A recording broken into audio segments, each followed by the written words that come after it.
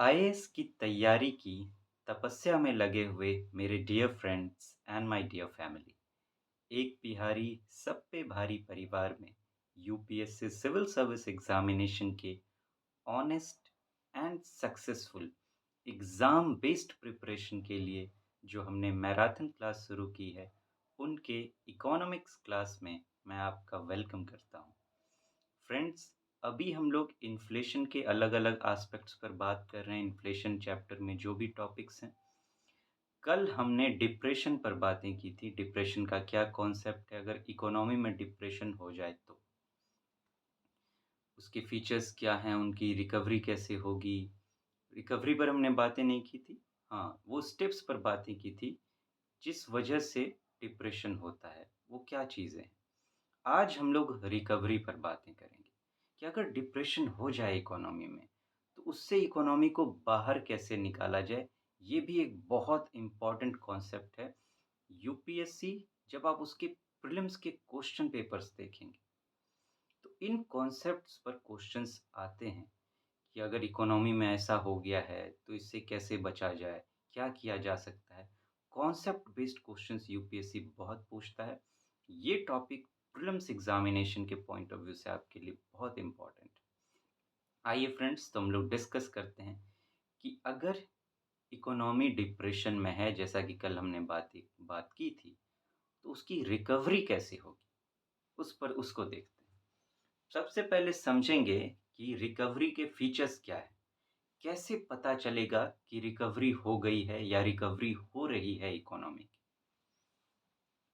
Major features: upturn in total demand accompanied by increase in the level of production।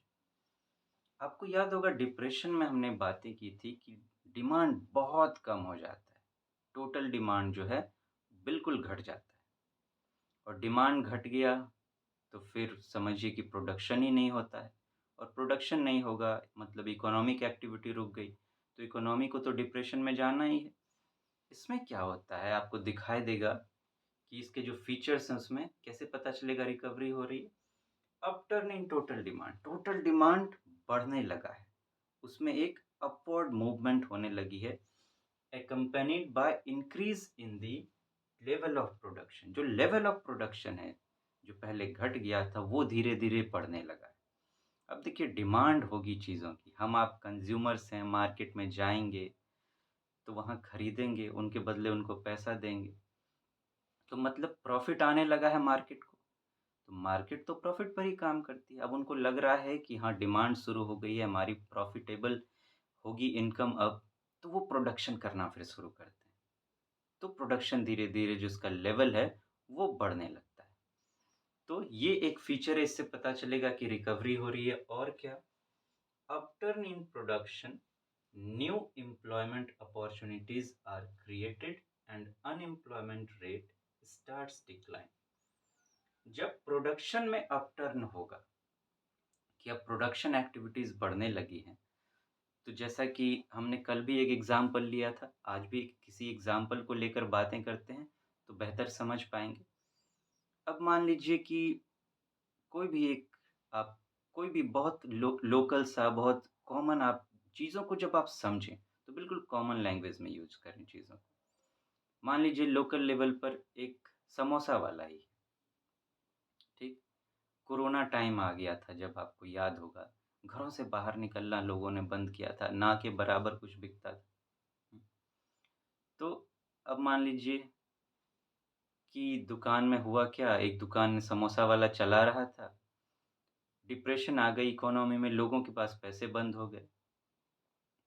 तो अब ये बताइए, जब ऐसा हुआ था, तो उसको क्या लगा होगा? यार, जब अब गार्जियंस खुद नहीं कमा पाएँगे, तो बच्चों को क्या पैसे देंगे? या लोगों के पास उतने पैसे आएँगे कहाँ से? वो तो बस लिमिटेड जो ज़रूरत की चीज़ें हैं, वही खाएँगे।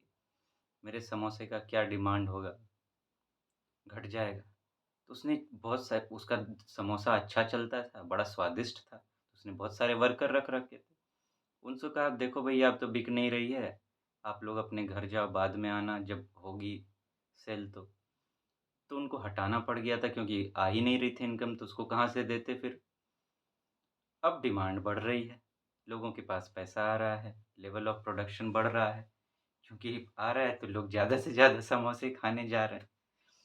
तो फिर वहाँ पे होगा क्या, वो वर्कर्स को वापस से रखेगा, क्योंकि अब उसकी डिमांड ज़्यादा हो रही है, सेल ज़्यादा हो रही है, प्रॉफ़िट ज़्यादा हो रही है।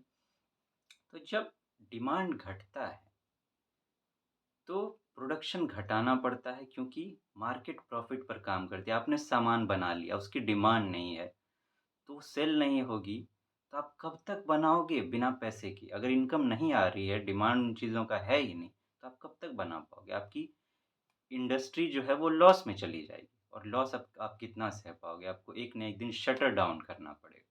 तो ऐसा ना करना पड़े, इसीलिए उस हिसाब से बिज़नेस को या मार्केट को बैलेंस करना बहुत ज़रूरी हो जाता है।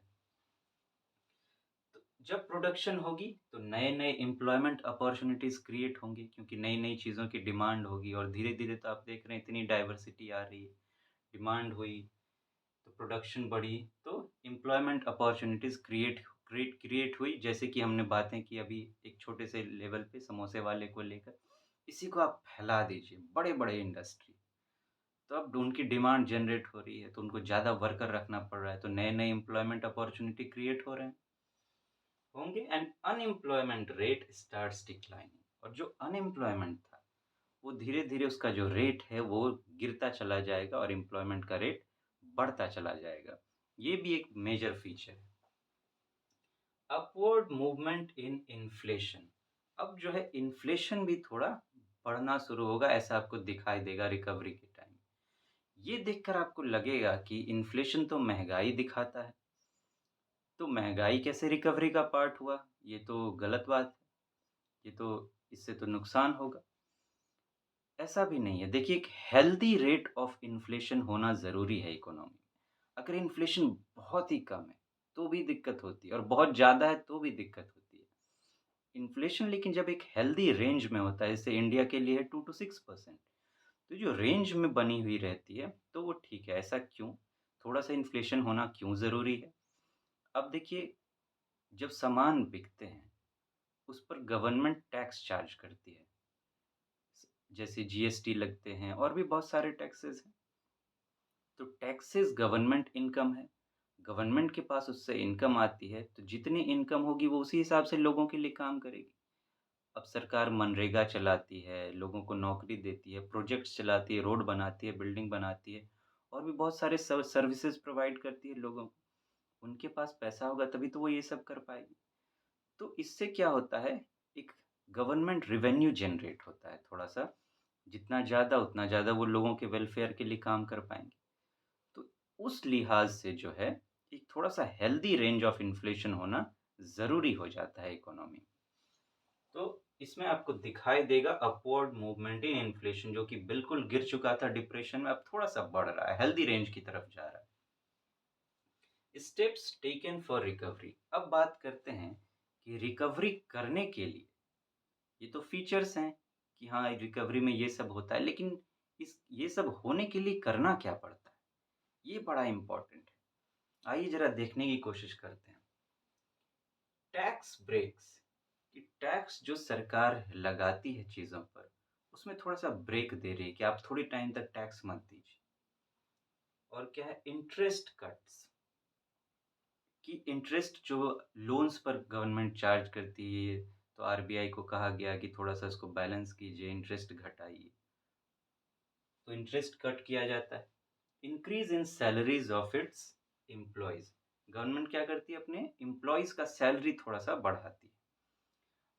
इन सब से होता क्या है? अब देखिए, टैक्स ब्रेक किया गया, आपको टैक्स अभी देने की ज़रूरत नहीं है, जब तक रिकवरी पूरी ना हो जाए। तो इससे होगा क्या? जो टैक्स देने वाले थे, उनके पास ज़्यादा पैसा बचेगा।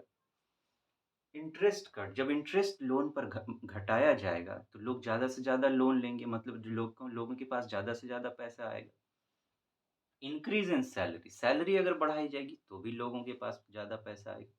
मतलब इन सब से क्या किया जा रहा है, लोगों के पास पैसे को पहुँचाने की कोशिश की जा रही है, मनी सप्लाई को ज़्यादा से ज़्यादा पुश किया जा रहा है। अब लोगों के पास जब पैसा आएगा तो होगा क्या? पैसे का हम क्या करते हैं? उससे चीज़ों को खरीदते हैं, मतलब मार्केट में, इकोनॉमी में डिमांड जनरेट होगा, और डिमांड जनरेट होगा तो फिर वही प्रोडक्शन होगी तो एम्प्लॉयमेंट अपॉर्चुनिटीज़ क्रिएट होंगे और जैसे-जैसे पैसे की सप्लाई बढ़ती चली जाएगी, वैसे चीज़ों में थोड़ा-सा इन्फ्लेशन होते चला जाएगा। वही बातें हैं यहाँ पे, देखिए किस तरह से जनरेट हो रहा है। तो वो और innovations and search for new enterprises. आप नया-नया इनोवेशन कीजिए, नया-नया सर्च कीजिए। इनोवेशन करने से क्या होता है? इनोवेशन मीन्स कि आप कोई काम कर रहे हैं, उसी में आपने कुछ नया जोड़ा तो उसी काम को और बेहतर तरीके से आप कर पा रहे हैं। टेक्नोलॉजी की बात हम करते हैं, आर्टिफ़िशियल इंटेलिजेंस की बात करते हैं। आप देख रहे हैं सब कुछ डिजिटल होते जा रहा है। आपने एक शॉप खोला, अभी तक आप डायरेक्ट कैश लेते थे। अब कोई ऐसा कस्टमर आ गया आपके पास, उसके पास कैश नहीं है, वो ऑनलाइन पेमेंट करना चाह रहा है। अगर आपके पास वो सिस्टम नहीं है, तो आपको थोड़ा-सा लॉस तो हो जाएगा। तो आप इनोवेशन करते रहते हैं, चीज़ों को और बेहतर करते रहते हैं।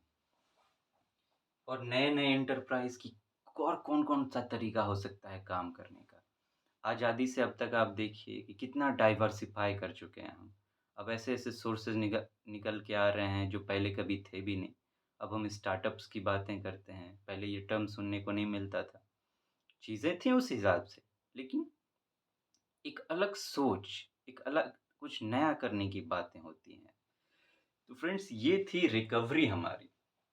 ये कॉन्सेप्ट आप अच्छे से समझने की कोशिश करें। ये बहुत इम्पोर्टेंट कॉन्सेप्ट है। ये सिर्फ़ अपने टॉपिक में ही आपकी मदद नहीं करते कि रिकवरी पर क्वेश्चन आया है तो बस आप आपकी मदद होगी।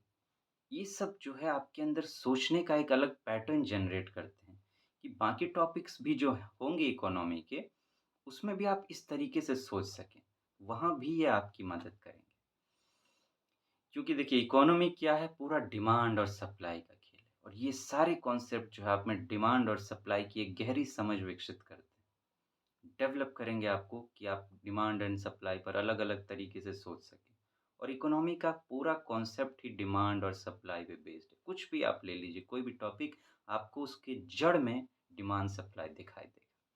इसीलिए आपको याद होगा कि इकोनॉमिक क्लास की शुरुआत ही हमने डिमांड और सप्लाई से की थी, उसे गहरे से समझने की कोशिश की थी। तो फ्रेंड्स फिर मिलते हैं, आगे बातें करेंगे। Take very good care of yourself. See you soon. Thank you so much. Have a nice day.